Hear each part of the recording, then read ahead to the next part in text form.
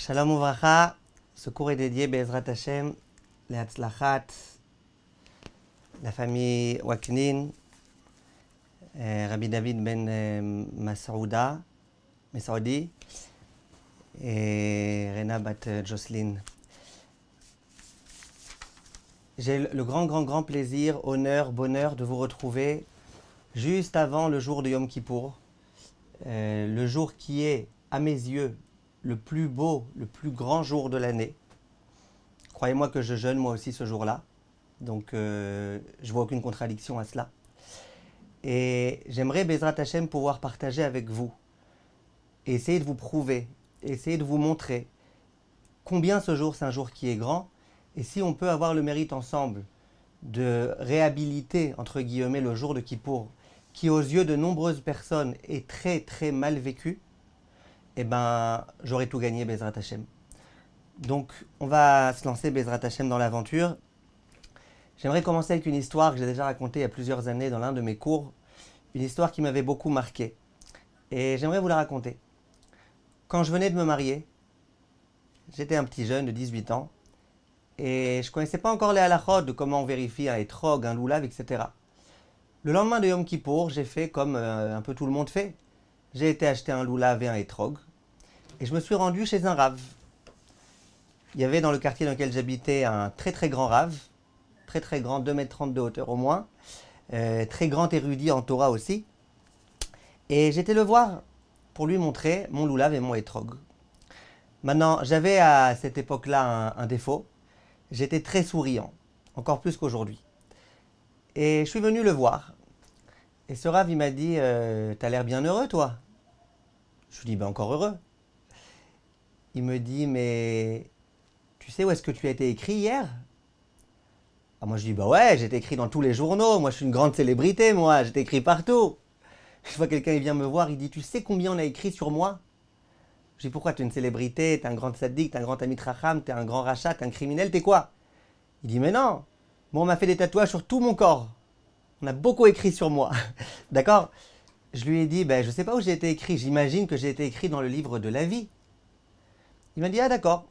Alors si c'est comme ça, je peux comprendre que tu sois souriant et que tu sois heureux. Je dis non, parce que on ne sait pas, hein, on ne sait pas où on a été écrit. J'allais lui dire, moi, qu'en voyant sa tête, j'ai l'impression qu'il a été écrit Chas Shalom, mais je me suis retenu. D'après ce rave-là, qui est un très grand Talmid Chacham, je ne plaisante pas quand je dis ça, l'idée qui doit nous habiter le jour de Kippour, visiblement, c'est que c'est un jour terrible, c'est que c'est un jour terrifiant, c'est que c'est un jour dans lequel on doit trembler, et on doit tellement trembler que même le lendemain, alors qu'on est en train d'accomplir la mitzvah de Arbat Aminim, d'essayer d'acheter les espèces du loulav et du etrog, on est censé continuer à être angoissé. Question que je me pose, qui est-ce qui avait raison? Est-ce que c'était ce petit jeune de 18 ans, ou est-ce que c'était ce vénérable rave de 70 ans? Et je vais essayer, Bezrat Hashem, de vous prouver qu'est-ce que Chachamim pense du jour de Kippour et comment, pour une fois, c'est moi qui avais raison. Alors écoutez bien, c'est quoi exactement le jour de Yom Kippour? Alors tout d'abord, j'aimerais vous dire que le sabbat de Kelem et Rabbi Naftali Amsterdam, qui habitait où? Pas Amsterdam, en Lituanie. Ces deux grands rabbanim-là, c'était les élèves de Rabbi Israël Salanter, le grand des grands Rabbi Israël Salanter. Et les deux, durant le mois de Elul, ils ont eu le mérite de se trouver auprès de leur maître, du Rabbi Israël Salanter. Et les deux ont écrit sur leur mémoire de quoi ça avait l'air, comment c'était cette période-là. Qu'est-ce qu'ils ont appris chez leur Rav. Et les deux écrivent, chacun à sa façon, mais le point commun qui est entre les deux, c'est que les deux ont dit ce que le Rabbi Israël Salanter nous a enseigné pendant cette période-là, et la façon dont il vivait cette période-là, c'était la façon de vivre une période dans laquelle on risque de passer à côté de quelque chose de grand. Et les deux, ils disent, le Rabbi Israël Salanter, il disait que Yom Kippour, c'est un diamant, et c'est un diamant à ne pas rater. Et pendant tout le mois de Elul, il se préparait à cette échéance ultime qui était celle de Yom Kippour. Pas que Rosh Hashanah, Kippour aussi. Et il disait, on avait l'impression que c'était ça. Toute la avoda du Rav Israël Salanter pendant cette période-là, c'était de pouvoir mériter le grand cadeau qui s'appelle le jour de Kippour. Ça, c'est les deux qui écrivent dans leur mémoire. Le Rav Israël Salanter lui-même, il a écrit des choses à propos de Yom Kippour, dans le Or Israël. Je vous lis dans les mots, parce que c'est Rabbi Israël Salanter, on ne peut pas dire à l'oral, on ne peut pas faire de l'à peu près. Donc je vous dis dans les mots ce qu'il écrit le Rabbi Israël Salanter, vous allez voir, vous allez entendre des choses que vous avez peut-être jamais entendues de votre vie. Yom Kippourim, davar tov lemeod. Il dit le jour de Yom Kippour, c'est un jour très très bien. Yom slicha vechapara. C'est le jour où Hachem il pardonne les fautes, le jour où il expie les fautes. Lo ayu yamim tovim le Israël ke Yom Kippourim. Ça, c'est pas Rabbi Israël Salanter, c'est une Mishnah dans la Gemara, c'est une Mishnah. Mais il le dit. Lo ayu yamim tovim le Israël. Il n'y a jamais eu de jour aussi bon pour Israël que le jour de Yom Kippour. En lanu davar tov mimenu. On n'a rien de mieux que ça. Rien de mieux. Toute ta richesse, c'est rien à côté de Kippour. Tes enfants, tes machins, il n'y a rien de mieux que Yom Kippour. Imainu aussi ma'achana areuya letikun darkenu. Si on se prépare bien à Yom Kippour, il n'y a rien de plus précieux que Kippour. Ki Yom Kippourim echaper imatshuva yazivat achet. Parce que le jour de Kippour, c'est le jour qui permet l'expiation des fautes si on fait la teshuva. Donc il n'y a rien de plus beau, de meilleur, de plus grandiose que le jour où Akadosh Baruch Hu expie nos fautes. On va expliquer dans un instant pourquoi.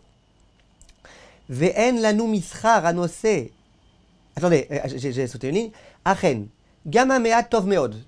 Il dit donc si tu peux faire une super tchouva, genre la tchouva grandiose, c'est super. Mais même si tu fais une petite tchouva entre guillemets, c'est déjà très bien. Tov meod, c'est très bien. En aroch la beinyane atevel. Il n'y a rien qui peut valoir le jour de Yom Kippour avec même une petite teshuva. Rien sur terre, dans tout le cosmos, il n'y a rien qui vaut le jour de Kippour. Lirot lekol apachot shtiye eze kabbalah leaba beyom kippourim. Il dit il faut juste quand même au moins prendre sur soi un petit quelque chose le jour de Yom Kippour. Ve'en lanu mischar anose pri revach. Et il n'y a rien qui peut rapporter aussi gros comme se préparer un étudiant du Moussar. Ce qu'on fait ce soir, par exemple. Il n'y a rien de mieux que ça. Il n'y a rien qui rapporte plus gros que ça. Même le loto, ça peut rapporter gros, pas aussi gros que ça. Ou leidbonen leetiv drachav adasher yavo leeze kabbalah leaba beyom kippourim. Et réfléchir comment arranger ses actions pour pouvoir prendre sur soi un engagement pour l'année prochaine. Ou bechol prina ktana sheba ktanot. Écoutez les mots. Il dit toute préparation, même petite entre les petites. Tu t'es tout petit peu préparé. Tu as pris sur toi un tout petit quelque chose. Asher yachin adam et atzmo leagdil prinat yom kippourim shelo. Il dit donc toute petite chose que tu prends sur toi ce jour-là. Il dit en aror ve'en dai be'er atzlachat nafsho leinatzel mitzarot rabot venetzurot. Il dit ça peut protéger l'âme de l'homme de tout type de souffrance, de tout type de problème, de tout type de choses. Ve'en lanu revar gadol misé. Il n'y a rien qui rapporte plus que ça. Donc Rabbi Israël Salanter, qui n'avait pas l'habitude de se répéter quand il écrivait, il écrit et il insiste et il précise qu'il n'y a rien de plus cher. Non pas qu'aux yeux d'Hachem, mais à nos yeux à nous.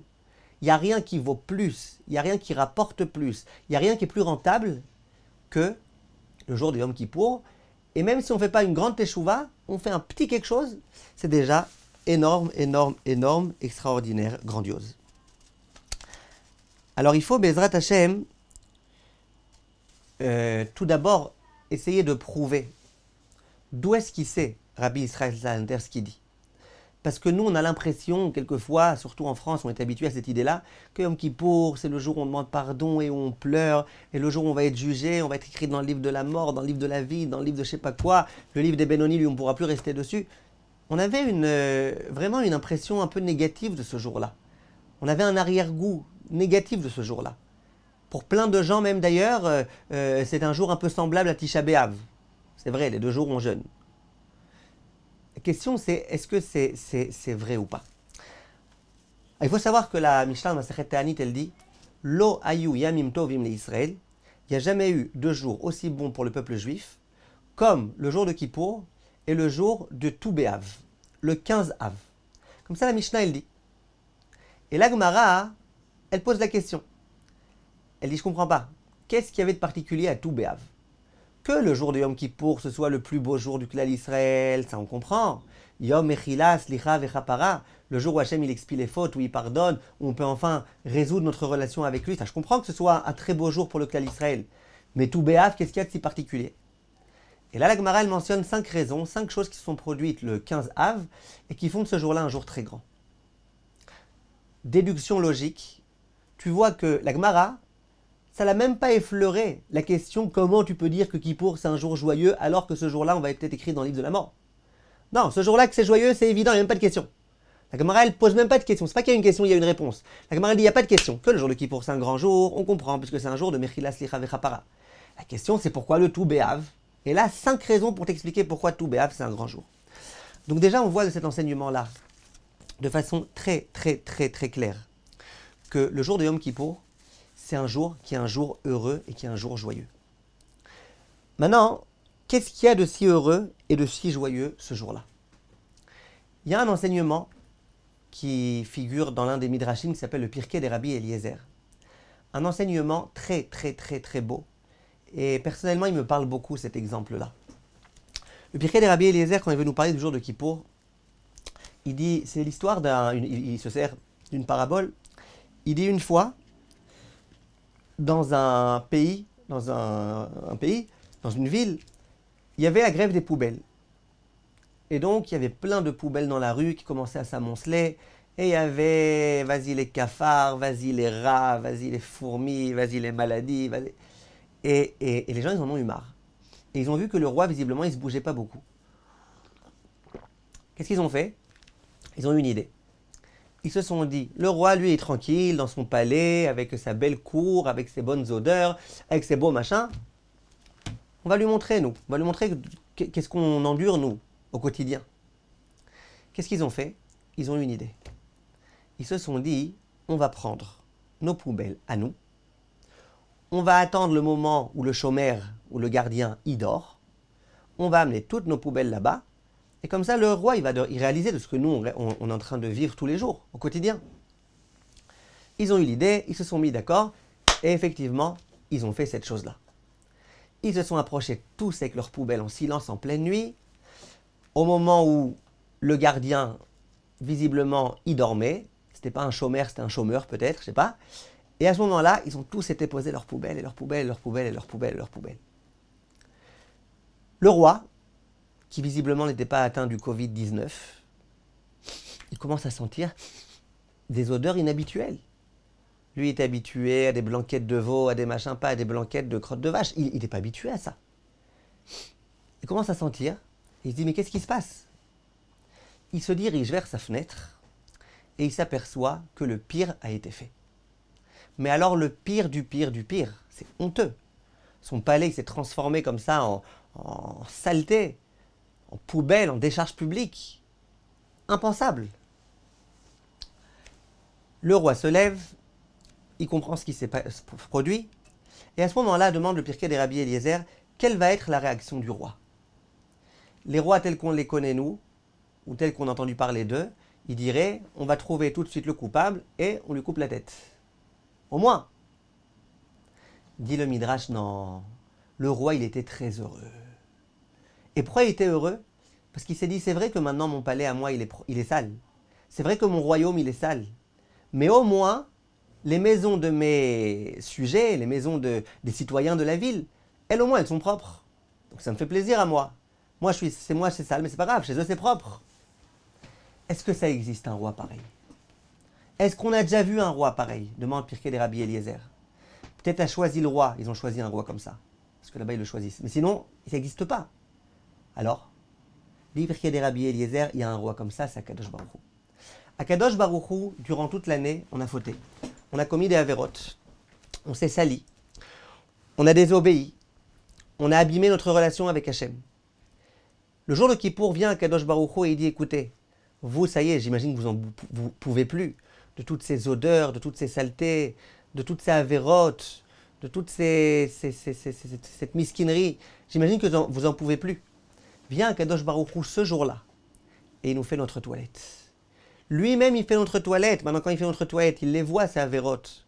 Il se rappelle de ces fois-ci, on lui a désobéi. Ça devrait le mettre en colère.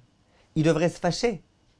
Dit à Kadosh Baruch Hu, non, ce jour-là, moi, le jour de Yom Kippour, je suis heureux. Parce que c'est vrai que moi, maintenant, je vais avoir affaire à toutes vos avérotes. Ça sent pas bon. Mais vous, au moins, chez vous, ça va sentir bon. Ça, c'est la grandeur du jour de Yom Kippour. Le jour de Yom Kippour, à Kadosh Baruch Hu, Kaviachol, Birvodo Ubeatzmo, ainsi que le dit ce midrash-là, il vient et il est prêt à essuyer nos fautes. Et non seulement il nous en tient par rigueur, mais en plus il est heureux. Ça y est, chez nous, ça sent bon, Baruch Hashem. Quelqu'un m'a raconté récemment que, comme ça coûte trop cher les vérifications sérologiques et compagnie dans certains endroits, il dit, moi j'ai trouvé une super méthode pour vérifier si j'ai le Covid ou pas. Il dit, je mange beaucoup de pois chiches, après je fais un vent. Il dit, et puis si je sens l'odeur, c'est que Baruch Hashem, tout va bien. Il dit, et si ma femme, elle me crie dessus, que j'ai fait une mauvaise odeur, c'est qu'elle aussi, elle va bien, Baruch Hashem. D'accord? C'est une façon de pouvoir vérifier. Le jour de avant Yom Kippour, on sent pas bon. On a des avérotes de partout. On s'est écarté d'Akadosh Baruch Hu. Vient le jour de Kippour, et on peut expier nos fautes. Maintenant, vous allez me dire, bah, ok, mais ce principe-là, ce concept-là de Teshuvah, c'est un concept qui existe. C'est pas que à Yom Kippour. Ok, tous les jours on vient dire Hachem slachlanu avinu kichatanu, pardonne-nous à Kadosh Baruch Hu parce qu'on a fauté.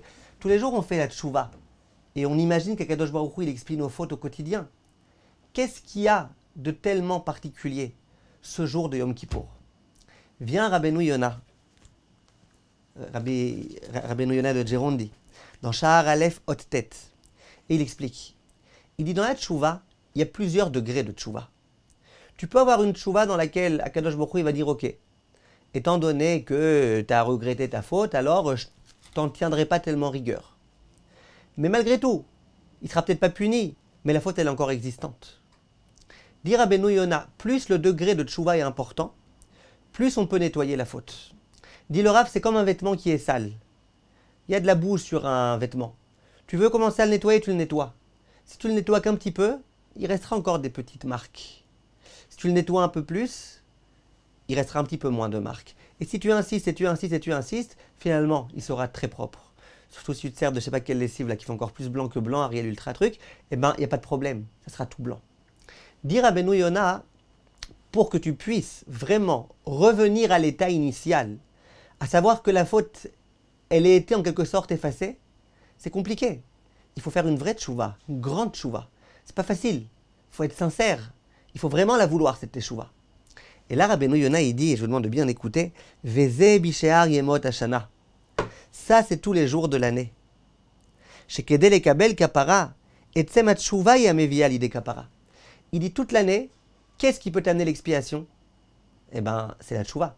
Donc, il faut vraiment que ta tchouva, ça soit une tchouva balèze, comme on dit, une vraie tchouva.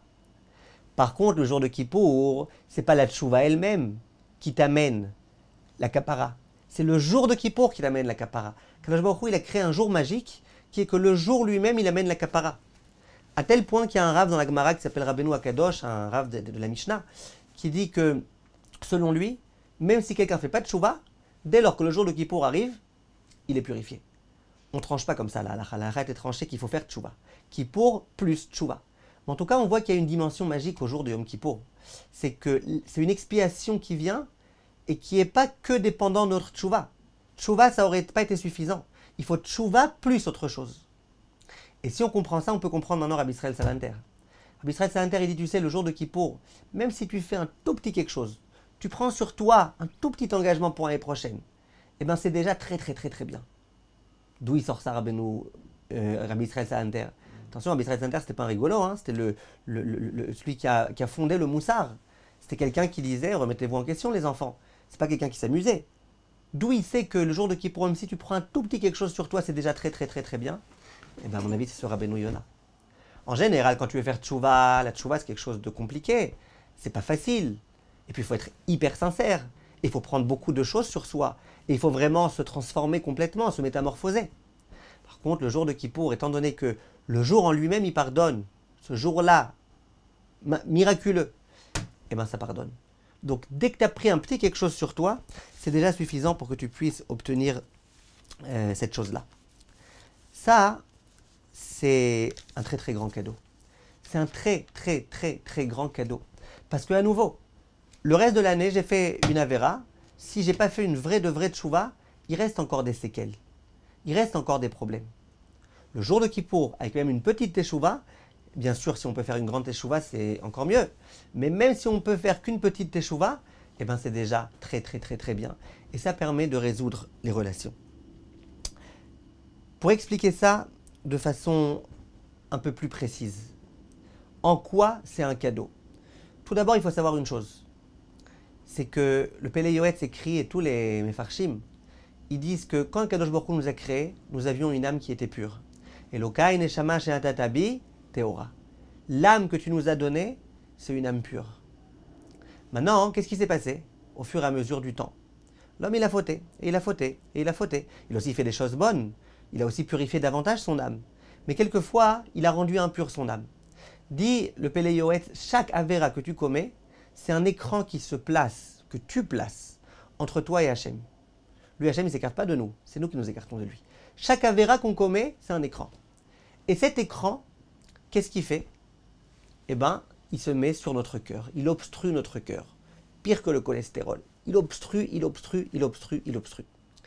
Dit Rabbi Pélé Yoetz, le Pélé Yoetz, Rabbi Eliezer Papo, il dit comment ça se fait que quand tu pries, tu n'es pas l'homme le plus heureux du monde? Comment ça se fait que quand tu chantes les Chadodis, tu ne te mets pas à pleurer d'émotion? Comment ça se fait que quand tu entends qu'il y a quelqu'un qui est malade, tu ne te mets pas à pleurer de tristesse? Comment ça se fait que quand tu étudies la Torah, tu n'es pas l'homme le plus heureux? Pourquoi? Une âme pure, elle est censée se sentir bien dans tous ces moments-là. Pourquoi tu n'es pas bien à ce moment-là?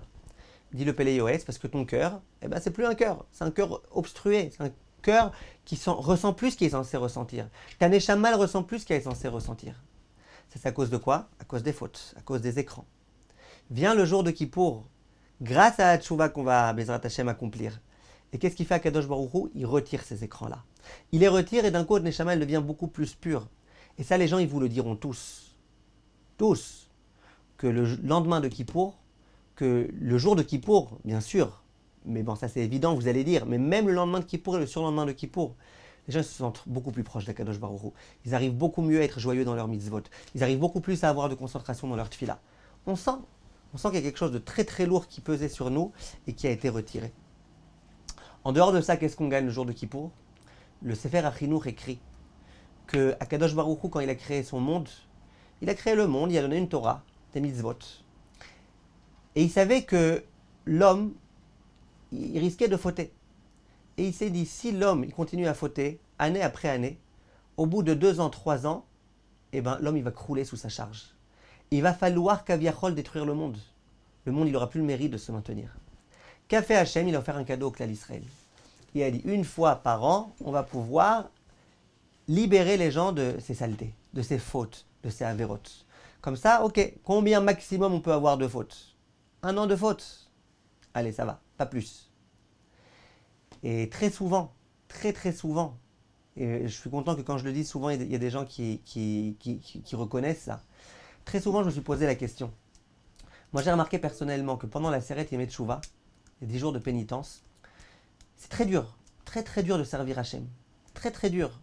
Il y a toujours des problèmes et des machins, et d'un coup les choses elles se cassent à la maison, il faut aller réparer, il faut perdre du temps pour ceci, il y a ça qui se casse, il y a ça qui machin, et c'est bidou que le moment où les gens ils te parlent pas gentiment, et où l'autre il t'a vexé, ou ta belle-mère elle a machin, ou ton truc, toujours.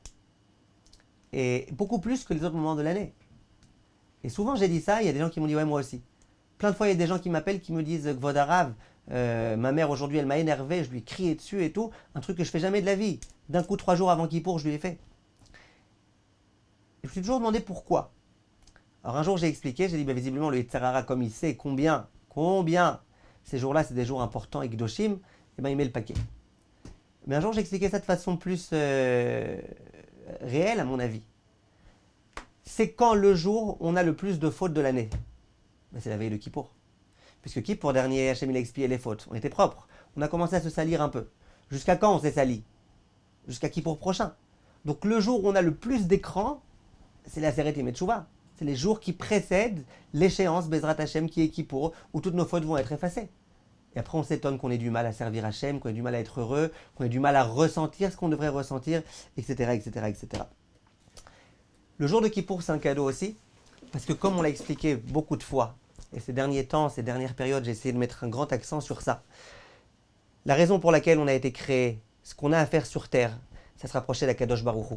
C'est avoir une bonne relation avec Akadosh Baruch Hu. Par quoi ça passe? Par l'accomplissement des mitzvot, au doigt et à l'œil. Mais le but, c'est d'être proche d'Akadosh Baruch Hu. Et pendant toute l'année, on a désobéi à Akadosh Baruch Hu. Donc les relations, elles se sont un peu abîmées, elles étaient un peu tendues. Les relations, elles n'allaient pas très bien. Maintenant, qu'est-ce qui se passe? Maintenant, Bezrat Hashem, chaque année, on a le mérite d'obtenir expiation. Mais quelle expiation, retenez le Rabbeinu Yonah? Pas l'expiation, on a sali le drap, et puis il reste encore quelques petites saletés. Non, la vraie, de vraie expiation, ça y est, le drap, il est redevenu blanc. Dans les relations humaines, c'est très dur. Récemment, là, je parlais avec un couple, la femme, elle voulait divorcer, et on lui disait, mais je comprends pas. Elle disait entre autres, je veux divorcer parce que mon mari, c'est dommage qu'il souffre avec moi. C'est dommage qu'il souffre avec moi, j'aimerais qu'il puisse vivre une bonne vie. Alors on lui dit, mais je comprends pas. Je crois que tu vas vivre une bonne vie.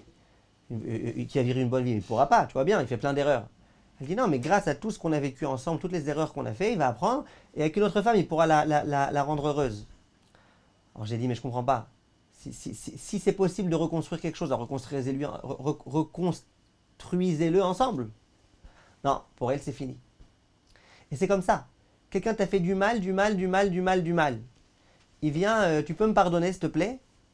Ok, d'abord je te tue. Après, si t'es encore un peu vivant, je te retue.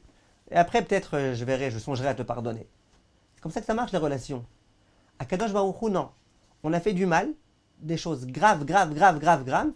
Et qu'est-ce qu'il fait à Kadosh Baruch Hu? Hachem, il dit, ok, pas de problème, j'accepte de vous expier le jour de Kippour. Et expier, c'est quoi? Comme s'il n'y avait pas eu de Avera. Comme si on n'avait jamais froissé à Kadosh Baruch Hu. Comme si on lui avait jamais désobéi. Très, très fort. Et ça, c'est un grand cadeau.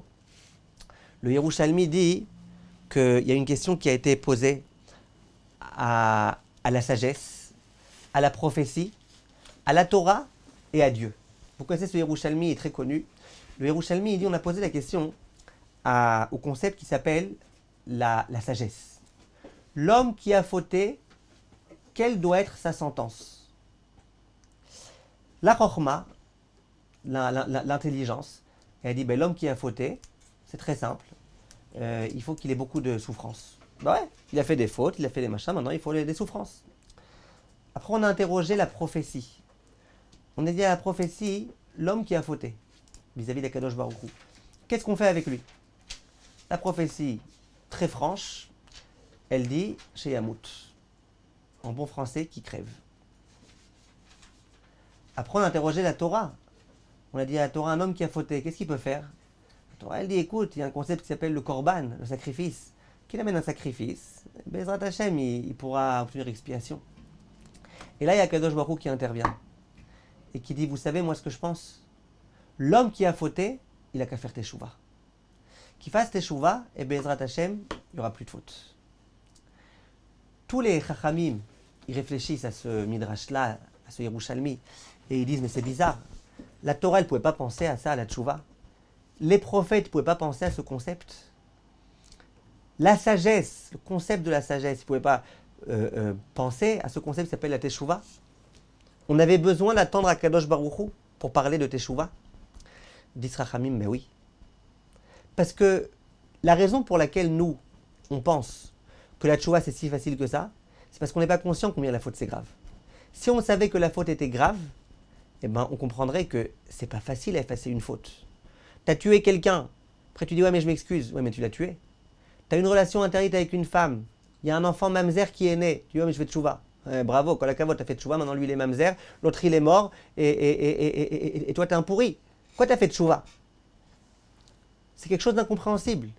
Tu vas voir un avocat, d'accord, au tribunal, et tu lui dis oui bon d'accord, c'est vrai que j'ai fait ceci, c'est vrai que machin, c'est vrai que je dois 200 millions à tel, c'est vrai que ceci, mais bon, je me suis repenti. Repenti-toi jusqu'à demain, nous on va t'accuser. Ça veut dire que la normale, la logique, parce que quand quelqu'un a accompli un acte, a commis une avéra, eh ben il doit assumer. Comment, par ta pensée, par ta parole, par ta volonté, tu peux transformer cet acte, tu peux faire comme si cet acte était inexistant. Comment tu peux effacer un acte? Un acte, ça ne s'efface pas. En tous les cas, l'être humain, il ne peut pas comprendre qu'un acte, ça s'efface.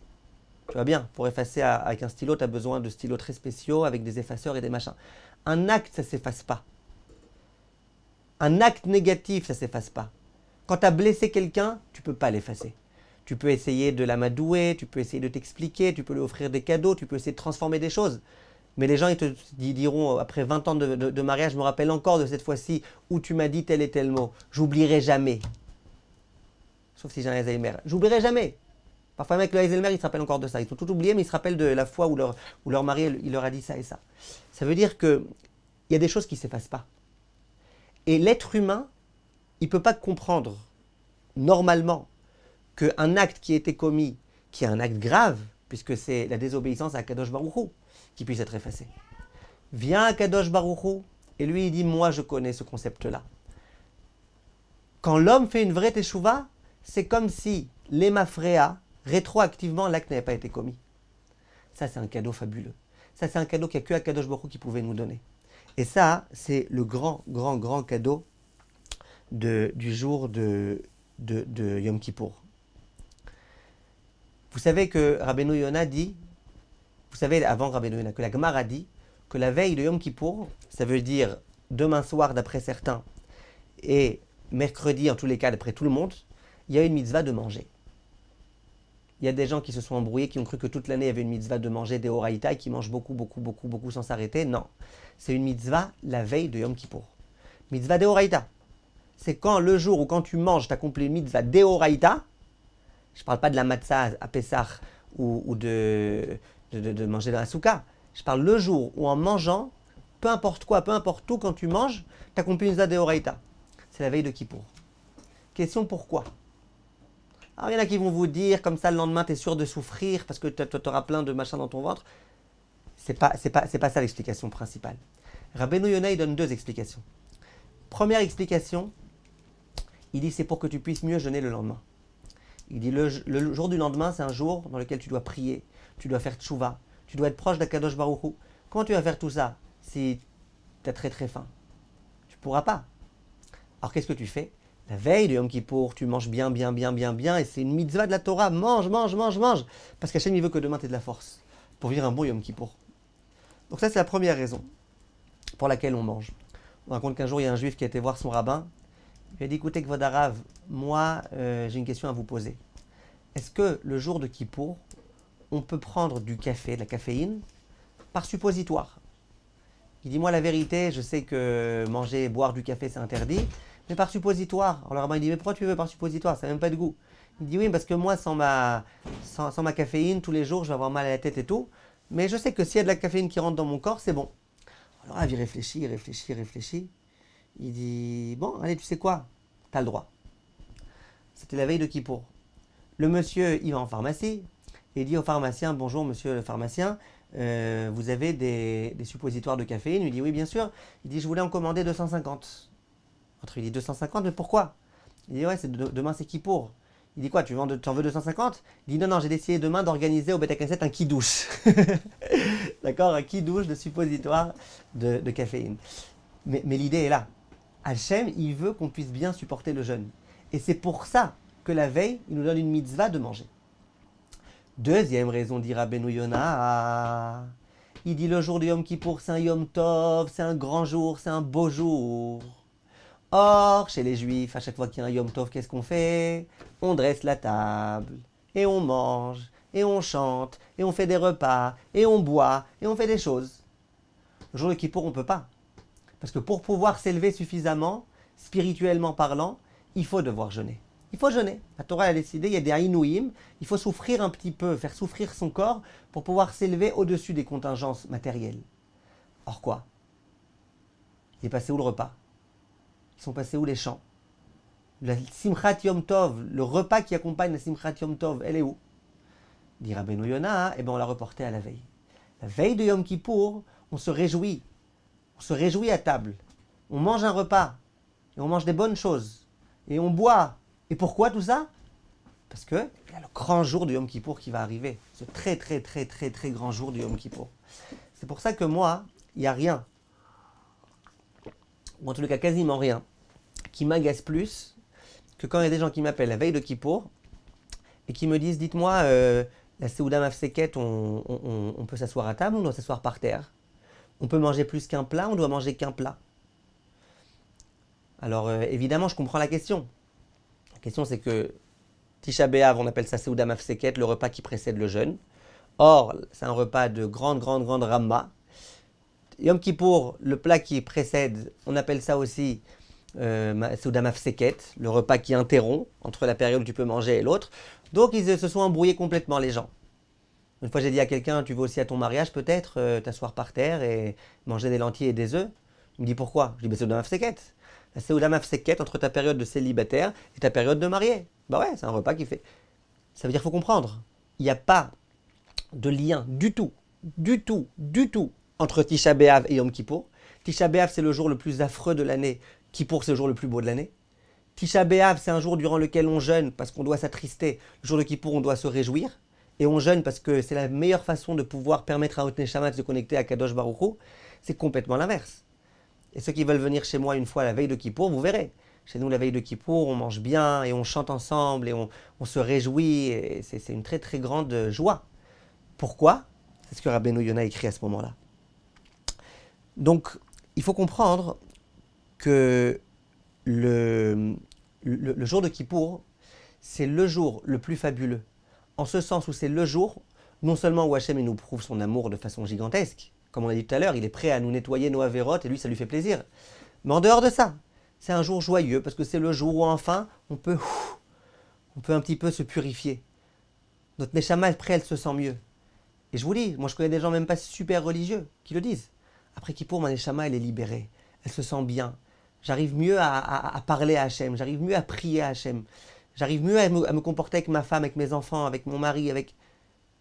Ça, c'est quelque chose, un cadeau gigantesque, magnifique, qui dépasse toutes les lois de la nature, qu'Akadosh Baruch Hu a offert au clan d'Israël, et qui s'appelle le jour de la Teshuvah, le jour de Yom Kippour.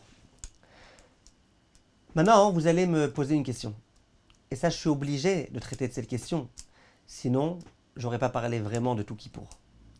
Vous allez me dire, mais vous parlez là d'un aspect très positif du jour de Kippour, que c'est un jour de Kapara, que Kadosh Baruch Hu expie les fautes. Ok, ça on le sait. Vous n'avez pas enseigné Tridouche. Nous, c'est quoi notre problème à nous?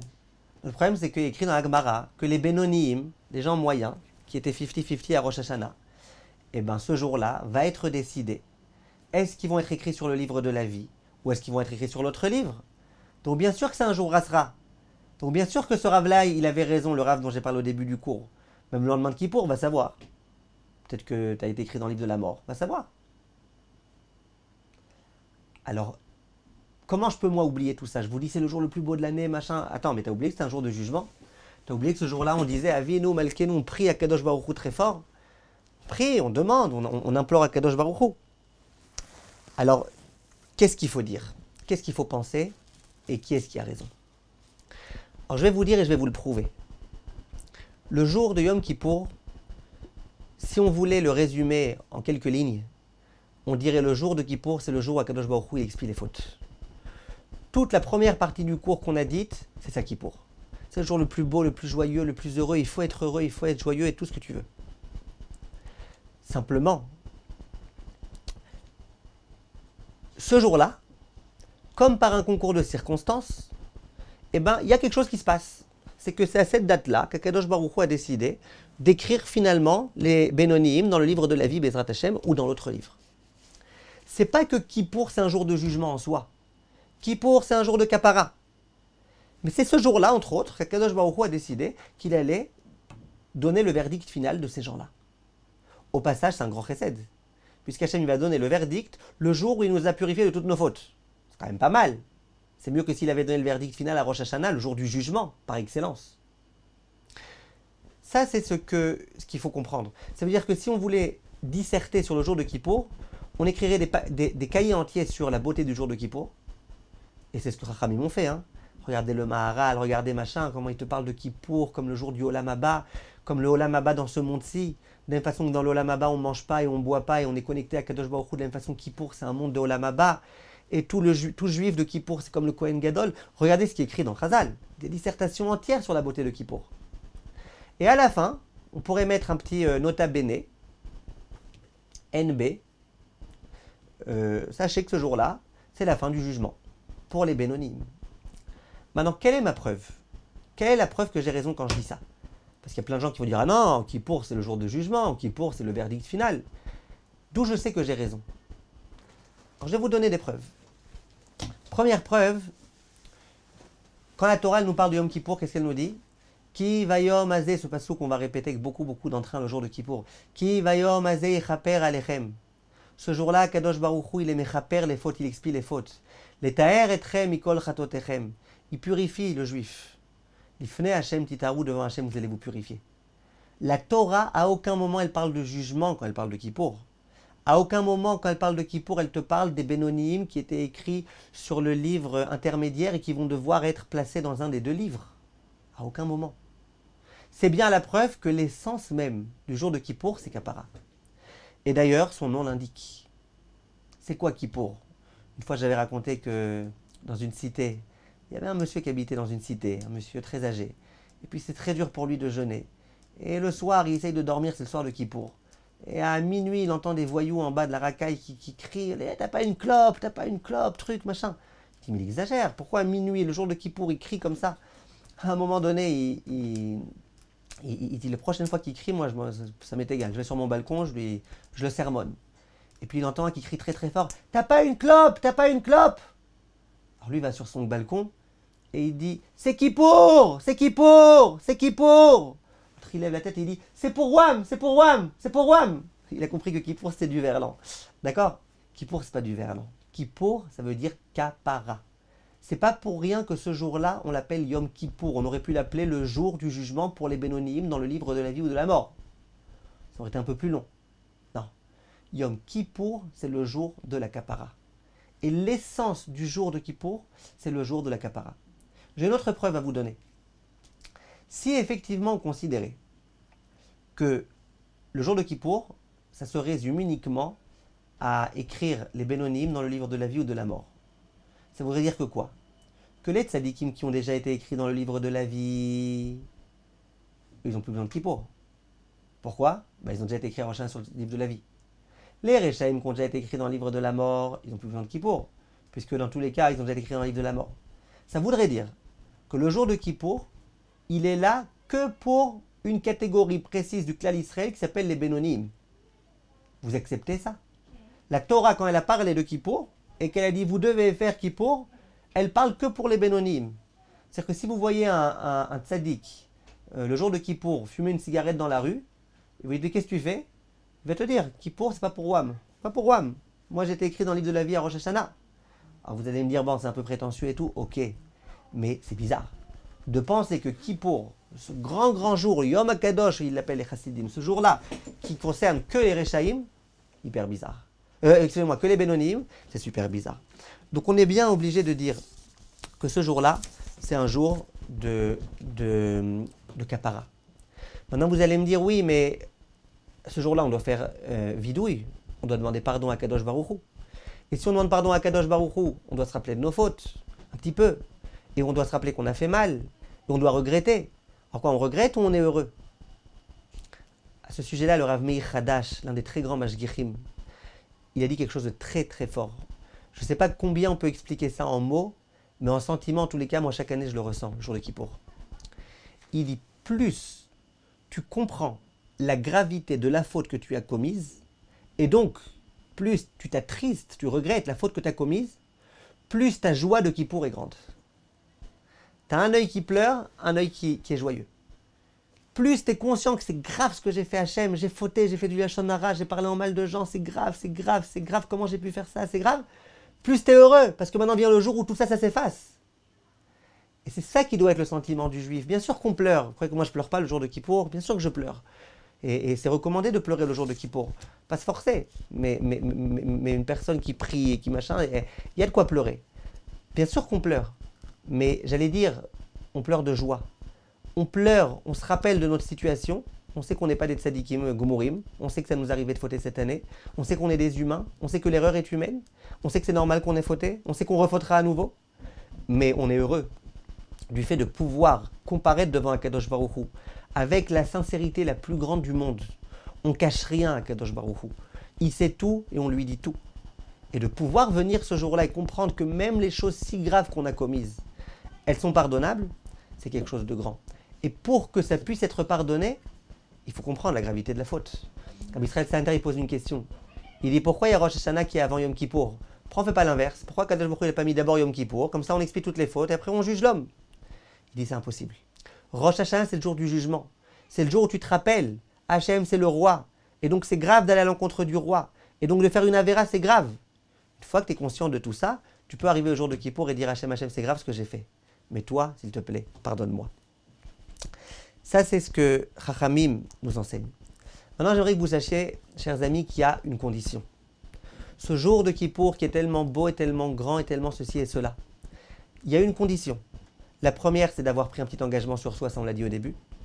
La deuxième, c'est d'y croire. Et ça, je pense que c'est très important de le préciser. Le Rambam y tranche, et le Rama y tranche aussi, Rabbi Moshe Isserles, dans les Hilchot Yom Kippour, que celui qui ne croit pas en la Ségoula de Yom Kippour, eh ben, il n'a pas expiation. C'est-à-dire qu'il peut jeûner. Il peut jeûner, il peut ne pas manger, il peut ne pas boire, il peut ne pas avoir de relation, il peut mettre des chaussures en toile, il peut faire ce qu'il veut. S'il ne croit pas en la magie du jour de Kippour, il ne croit pas que ce jour-là, il y a une magie qui fait que les erreurs sont expiées, eh bien, ça ne marche pas. Ça ne marche pas. Comme ça, Chachamim disent de façon explicite, c'est l'enseignement, c'est une halakha, que ça ne marche pas. Ça veut dire que ceux pour lesquels Kippour, ce n'est pas un jour d'expiation, mais c'est qu'un jour de jugement, ils passent à côté de Kippour. Dommage. Ce jour-là, dont Rabbi Israël s'interdit, c'est la chose la meilleure du monde. Il n'y a rien de mieux au monde. Les grandes vacances là, que tu comptais passer en Martinique, c'est rien à côté de Yom Kippour. Il n'y a rien de plus beau sur terre, il n'y a rien de plus précieux sur terre. Tu as gagné au loto, c'est rien à côté du jour de Kippour qui arrive. Tout ça, tu risques de passer à côté. Pourquoi? Si tu ne penses pas, si tu ne sais pas, si tu ne connais pas la vertu magique du jour de Kippour. Et à ce propos, j'aimerais vous dire quelque chose. Rabbi Akiva, dans Masechet Yoma, dans une Mishnah, au moment où il nous parle de Yom Kippour, Yoma c'est Yom Kippour, il nous dit, vous savez, Ashrechem Israël, estimez-vous heureux Israël. Pourquoi? Lifnemi atem et ha'arimouim et ha'eretchem.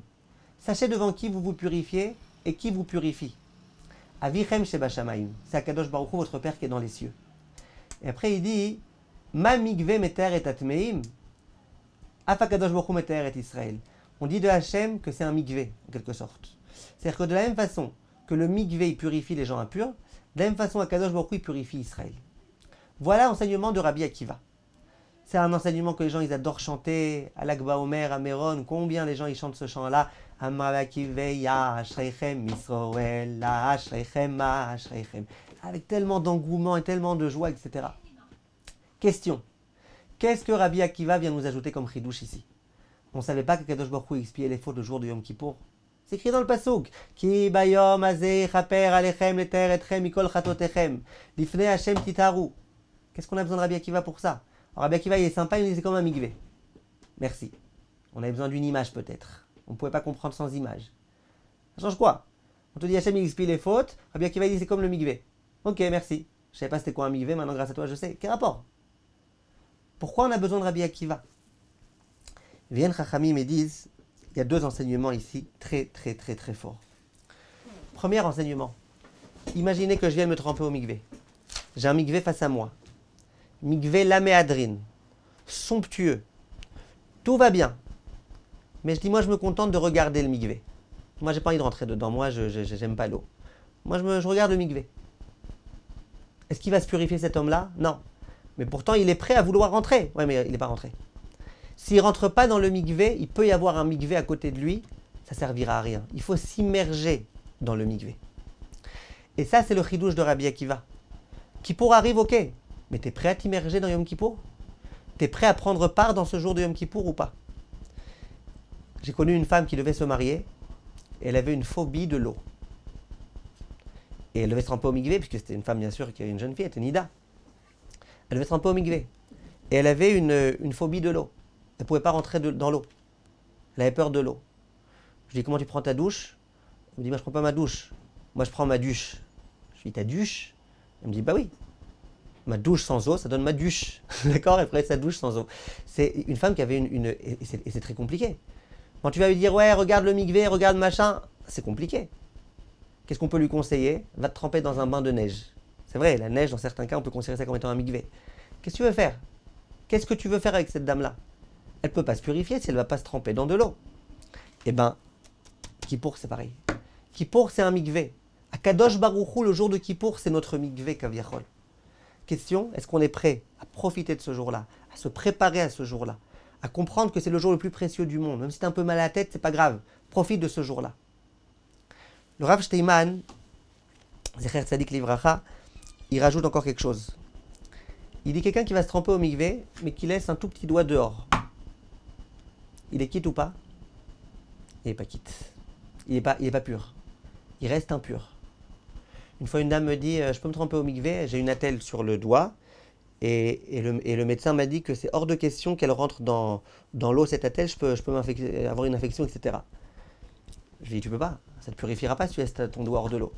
Elle me dit, mais moi on m'a dit que dans un cas de grande nécessité, on peut se tremper avec l'attelle dans l'eau. Je lui dis, avec l'attelle dans l'eau, oui, mais avec l'attelle en dehors de l'eau, non. Ça veut dire quoi? Ça veut dire que se tremper au mikvé, ça ne marche que si tu trempes tout ton corps. Le jour de Kippour, c'est pareil. Si quelqu'un dit, bon allez, moi j'accepte Kippour, j'accepte qu'Hachem il expie mes fautes et faire tes chouvas et de me remettre entre les mains d'Hachem, mais tout sauf la tsniout, tout sauf le Shabbat, tout sauf les arnaques au travail. C'est pas Kippour. Kippour, tu rentres dans un monde, bien sûr chacun à son niveau, il faut avancer doucement, mais ne mets pas de frein. Sois prêt à aller au maximum de ce que tu peux. Rentre dans ce jour-là. C'est pas pour rien que le jour de Kippour, on commence le jour de Kippour avec le chant, les Chaïlit et Shukati, chez les Sfaradim. Parce qu'il y a un autre texte, Tfila Zaka s'appelle, dans lequel on dit à Kadosh Baruch Hu de façon très très belle. On se remet complètement entre tes mains. Je remets entre tes mains mes yeux, mon nez, ma bouche, mes oreilles, tout ce que tu veux, tout là-bas, mes doigts, mes mains, mes pieds, tout le corps, mes pensées, tout ce que j'ai, je le remets entre tes mains. Le jour de Kippour, on saute dans les mains d'Akadosh Baruch Hu. On lui fait confiance totalement. Et on se remet complètement entre ses mains. Vous comprenez maintenant pourquoi le Rav Borudiansky, Mashgiar de Kol Torah, il disait quelque chose de très très très joli. J'ai beaucoup aimé cette phrase. Il disait, ou il dit toujours d'ailleurs, il y a dans la vie d'un juif 2 jours dont on a le devoir de se souvenir en permanence, si on veut vivre comme un bon juif. Et il y a un jour dont il ne faut pas trop se souvenir. C'est quoi les 2 jours dont il faut toujours se souvenir pour être un bon juif? Rosh Hashanah. Si toute ta vie tu vis avec l'idée, attention, un jour je devrais rendre des comptes, je ne dois pas faire n'importe quoi, un jour j'aurai des comptes à rendre, tu peux vivre un bon juif. Si toute l'année tu vis avec Kippour, ben c'est la porte ouverte pour faire des bêtises. Je vais fauter, de toute façon Kippour arrivera. Je vais fauter, de toute façon Kippour arrivera. Non, Kippour ne t'en rappelle pas, oublie Kippour, oublie que ça existe ça. Comporte-toi bien. Disait le Rav Borudiansky, mais quand on approche de Kippour, de ce fabuleux jour, de ce jour tellement grand, quand on approche de ce jour-là, et bien là, bien évidemment qu'il faut se souvenir de ce jour-là. Et qu'il faut comprendre combien ce jour-là est grand, combien ce jour-là est magique, et profiter énormément de ce jour-là. Donc je pense que l'idée est claire. L'idée de Yom Kippour, c'est le jour le plus heureux de l'année, le jour le plus joyeux de l'année, et le jour dans lequel Akadosh Baruch Hu fait avec nous des choses comme il ne fait jamais avec nous durant toute l'année. C'est pas pour rien qu'on dit que ce jour-là, même le Satan, il n'a pas le droit de se trouver. C'est un jour d'amour gigantesque entre Akadosh Baruch Hu et le clan d'Israël. Et ce jour-là, c'est aussi le jour où les Bénonim sont écrits dans le livre de la vie ou dans l'autre livre. Mais c'est pas ça Kippour. Kippour, c'est tout ce dont on a parlé avant. Si on a besoin d'une preuve, petite dernière preuve à ce que je dis, il y a un livre qui s'appelle le Seder Hayom. Seder Hayom de Rabbi Yehuda Machir, l'un des Kadmonim. Et dans ce livre-là, il nous parle justement de ce qu'on doit faire après Yom Kippour. Si je peux vous mettre l'écran, je le fais tout de suite.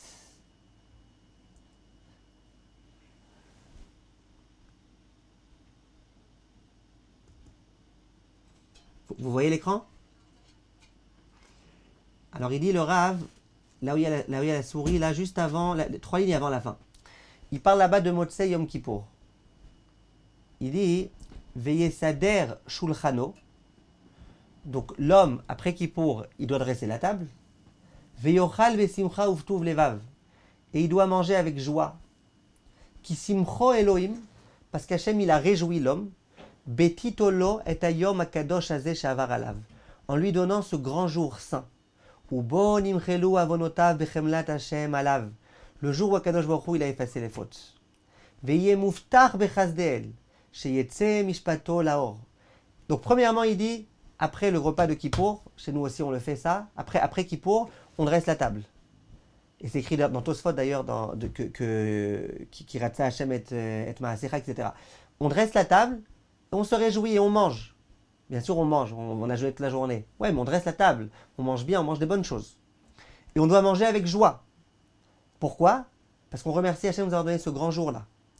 Ou bonim chelu avonota vechemlat Hashem alav, le jour où Hashem il a expié nos fautes. Et après il dit, ah, mais pourquoi on dirait pas comme le Rav là-bas que j'avais interrogé? Mais peut-être que tu as été écrit dans le livre de la mort. Regardez ce qu'il dit le Rav. Veye muftar bechazdeel, sheatsa mishpato laor. Il doit être battoir. Il se rappelle que le juge c'est son père.